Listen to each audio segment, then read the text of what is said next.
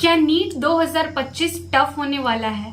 पहले के मुकाबले नीट 2025 के अंदर बहुत ही ज्यादा ट्रिकी एंड हार्ड लेवल के क्वेश्चंस पूछे जाने वाले हैं। नीट 2025 का कट ऑफ या नीट 2024 के कट ऑफ से भी हाई जाएगा? तो ये सारी चीजें ना बहुत सारे नीट एस्पिरेंट के माइंड में अभी चल रही है, क्योंकि जो नीट 2024 का कट ऑफ रहा है इस साल का, उसको देख के तो सबको पता लग गया है कि भाई नीट 2025 का जो कंपटीशन होने वाला है वो बहुत ही ज्यादा टफ होगा। क्वेश्चंस जो होंगे क्या वो ट्रिकी होंगे, क्या वो एनसीईआरटी के बाहर से होंगे? सबसे पहले हम बात करते हैं कि क्या नीट 2025 टफ होने वाला है।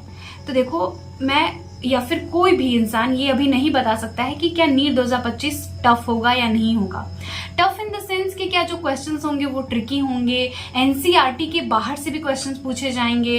तो देखो, मैं आपको एक चीज क्लियर कर दूं कि ऐसा बिल्कुल नहीं होगा कि जो क्वेश्चंस पूछे जाएंगे वो आउट ऑफ एनसीईआरटी हो, क्योंकि एग्जाम एनटीए ही कंडक्ट कराने वाला है एंड उसने बोल रखा है कि जो भी क्वेश्चंस आते हैं वो एनसीईआरटी से ही पूछे जाते हैं। तो आपको ऐसा बिल्कुल नहीं करना है कि आप बहुत सारे बुक लेके बैठ गए एंड आप एनसीईआरटी के अलावा भी बहुत सारे बुक्स लेके पढ़ रहे हो सो दैट कि आप आउट ऑफ एनसीईआरटी के क्वेश्चंस को सॉल्व कर पाओ। भाई अगर आएगा भी ना तो 1 से 2 क्वेश्चंस आएंगे मैक्स टू मैक्स, बट मुझे जहां तक लगता है कि एनसीईआरटी से बाहर पढ़ने की जरूरत ही नहीं है। जहां तक एग्जाम टफ होने का बात है तो टफ साइड में एग्जाम जा सकता है, क्योंकि आपने भी देख लिया कि नीट 2024 के क्वेश्चंस पे बहुत ही सवाल खड़े करे गए हैं कि जो क्वेश्चंस का लेवल है वो काफी ही ज्यादा मतलब इजी टू मॉडरेट रह रहा है, जिसके कारण कंपटीशन बहुत ज्यादा बढ़ जा रहा है। तो जो क्वेश्चंस के लेवल होंगे हो सकता है कि उसको थोड़ा सा इंक्रीज करा जाए, थोड़ा सा ट्रिकी बनाया जाए। तो इसके लिए बहुत ज्यादा इंपॉर्टेंट है आप सबको अभी से ही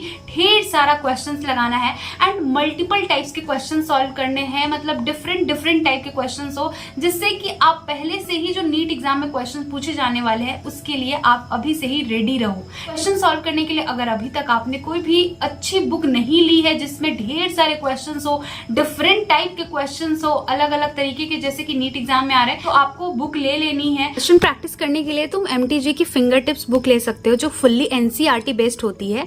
ये बुक जो है वो बायोलॉजी की है, सेम बुक फिजिक्स केमिस्ट्री में भी मिल जाएगी। तो इस बुक में सबसे पहले आपको किसी भी चैप्टर का समरी दिया हुआ है जो कि फुल्ली एनसीईआरटी बेस्ड होगा। एनसीईआरटी के सारे ही लाइंस को यहाँ पे पॉइंट फॉर्मेट में दे दिया हुआ है सो दैट कि आप इजीली सारे लाइंस को अच्छे से याद कर पाओ, जहां से भी नीट एग्जाम में क्वेश्चन पूछा जा सकता है। एनसीईआरटी में जितने भी डायग्राम्स दिए हुए, जितने भी टेबल दिए हुए, सारी ही चीजों को इस बुक में इंक्लूड करा गया है एंड आपको हर एक चैप्टर के एंड में उस पर्टिकुलर चैप्टर का समरी मिल जाएगा सो दैट कि आप बहुत ही आसानी से उस पर्टिकुलर चैप्टर को रिकॉल कर पाओ। उसके बाद आपको बैक साइड में इस तरीके का क्वेश्चन वाला सेक्शन दिखेगा जहाँ पे टॉपिक वाइज क्वेश्चंस दिए हुए हैं एंड जितने भी एनसीईआरटी के टॉपिक्स हैं सारे टॉपिक्स से आपको यहाँ पे क्वेश्चन मिल जाएगा सो दैट कि आपने जितना भी पढ़ा है, जिस भी पेज से आपने आज पढ़ाई की है, उस पर्टिकुलर पेज से जितने भी टॉपिक हैं उन सारे क्वेश्चंस को आप सॉल्व कर पाओ। तो हर एक तरीके के क्वेश्चंस आपको मिल जाएंगे जो भी आजकल डायग्राम बेस्ड क्वेश्चन पूछे जा रहे हैं। एज द फॉलोइंग वाले क्वेश्चन हो गए, एनसीईआरटी के एग्जाम्पलर वाले क्वेश्चन भी आपको साथ ही में इस बुक में प्रोवाइड कर दिया जाएगा। तो अभी जो नए तरीके के क्वेश्चन एग्जाम में पूछे जा रहे हैं वो सारे क्वेश्चन को भी यहाँ पे इंक्लूड करा गया है, लाइक असर्शन रीजन वाले क्वेश्चंस जो कि फ्रीक्वेंटली अब एग्जाम में आ रहे हैं, स्टेटमेंट वाले क्वेश्चंस को भी यहाँ पे दिया हुआ है सो दैट कि आप हर एक तरीके के क्वेश्चंस को अच्छे से प्रैक्टिस कर लो। पीवाईक्यूज को भी इंक्लूड कर दिया गया। इसके बाद बैक साइड में आपको आंसर की मिल जाएगा एंड आपको जितने भी क्वेश्चंस इस बुक में मिलेंगे ना, सारे क्वेश्चंस का यहाँ पे आपको बैक साइड में डिटेल सोल्यूशन प्रोवाइड करा दिया जाएगा। सेम बुक आपको फिजिक्स में भी मिल जाएगा एंड केमिस्ट्री भी मिल जाएगा, जिसमें कि भर भर के नए टाइप के क्वेश्चंस दिए हुए हैं जैसा कि एग्जाम में पूछा जा रहा है। तो अगर आप इस बुक को बाई करना चाहते हो तो ले लो। क्वेश्चन प्रैक्टिस करने के लिए this will be the best option.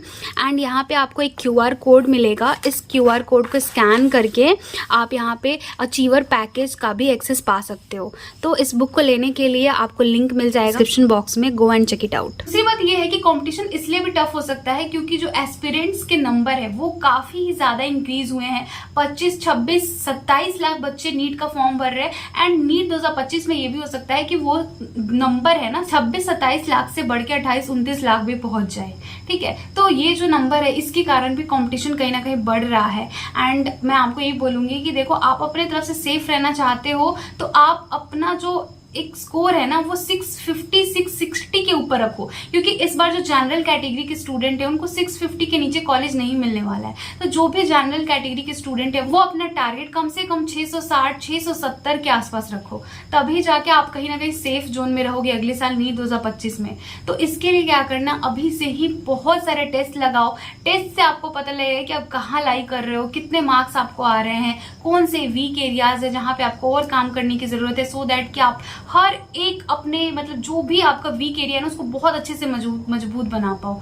देखो कंपटीशन बढ़ रहा है, आई नो, एंड इस कंपटीशन बढ़ने के कारण ही हो सकता है एग्जाम को थोड़ा टफ बनाया जाए, थोड़ा ट्रिकी बनाया जाए, ताकि ये जो कट ऑफ इतना ज्यादा हाई जा रहा है उसको थोड़ा सा नीचे लाया जाए। तो इसके लिए जरूरी भी है कि क्वेश्चंस के जो लेवल है वो थोड़ा सा अच्छा करा जाए। आपको भी पता है कि क्वेश्चंस जो पिछले 2-3 सालों में पूछे जा रहे हैं वो काफी ज्यादा इजी टू मॉडरेट रह रहे हैं, तो उसको थोड़ा सा ट्रिकी किया जा सकता है। बट एनसीईआरटी से बाहर क्वेश्चंस नहीं आएंगे, तो प्लीज आप लोग से मैं रिक्वेस्ट कर रही हूँ कि प्लीज एनसीईआरटी से बाहर मत पढ़ना। टाइम वेस्ट करोगे, आपका टाइम वेस्ट होगा, आपकी एनर्जी लॉस होगी, एंड कहीं ना कहीं आप खुद को कंपटीशन से बाहर निकालोगे। तो इससे बेटर है कि आप बायो को एनसीईआरटी लाइन बाय लाइन खूब अच्छे से पढ़ाई करो। एक एक मतलब जो लाइन है ना जिससे कि क्वेश्चंस बन के आ सकते हैं, आपको अच्छे से आपके दिमाग में फिट होने चाहिए। इसके लिए आपको डेली आपको रिवाइज करना पड़ेगा, आपको डेली बायो की एनसीईआरटी खोलनी पड़ेगी, एंड अपना एक टारगेट बनाना पड़ेगा कि मुझे आज बायो की एनसीईआरटी से इतने पेजेस पढ़ लेने हैं, इतने पेजेस मुझे डेली रिवाइज करने हैं। तो इस तरीके से चलना पड़ेगा। वही केमिस्ट्री में भी आपको एनसीईआरटी पढ़ना है। बहुत बच्चे कंफ्यूज होते हैं कि क्या केमिस्ट्री में एनसीईआरटी इंपॉर्टेंट है क्या, फिजिक्स में इंपॉर्टेंट है क्या। देखो फिजिक्स में फिर भी आप इग्नोर कर सकते हो एनसीईआरटी को। अगर आप ड्रॉपर स्टूडेंट हो, आपके पास टाइम नहीं है, तो सिर्फ और सिर्फ आपको फिजिक्स के अंदर इन टेक्स्ट के क्वेश्चन जरूर सॉल्व कर लेने हर एक चैप्टर के। लेकिन केमिस्ट्री में जो चैप्टर्स है उनको आपको एनसीईआरटी से पढ़ना है, स्पेशली ऑर्गेनिक एंड इनऑर्गेनिक के अंदर, ठीक है। तो इसका ध्यान रखना, एंड साथ ही में इन टेक्स्ट एंड बैक एक्सरसाइज के क्वेश्चंस केमिस्ट्री के अंदर कर लेना, ठीक है। तो एनसीईआरटी से जितना आप स्टिक रहोगे, अपने आप को जितना एनसीईआरटी के सराउंड रखोगे आप, उतना ही ज्यादा आपके लिए बेटर होगा, एंड आप अच्छा अपने एग्जाम में परफॉर्म कर पाओगे। तो एग्जाम टफ साइड जा सकता है, मे बी कोई नहीं बता सकता कि अभी कैसा क्वेश्चन आएगा, लेवल हार्ड हो जाएगा या फिर जो आ रहा है उसी तरीके का है, लेकिन हम थोड़ा सा अनुमान लगा सकते हैं। इस तरीके से इस बार एनटीए पे क्वेश्चन उठाया गया है कि आपके क्वेश्चंस के लेवल बहुत ही ज्यादा इजी टू मॉडरेट रह रहा है, जिसके कारण कंपटीशन बढ़ रहा है। तो हो सकता है एनटीए अपना जो क्वेश्चन का लेवल है उसको थोड़ा सा बढ़ाए एंड थोड़ा ट्रिकी टाइप के क्वेश्चंस को ऐड करे।